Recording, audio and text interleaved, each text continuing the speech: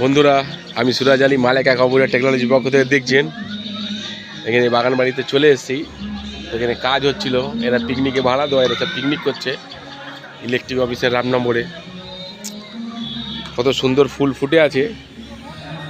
আমি যেহেতু এখানে এদের মেনটেনেন্স করি, তো আমার সব জায়গায় যাওয়ার পারমিশন আছে, কিন্তু আমি যাব না।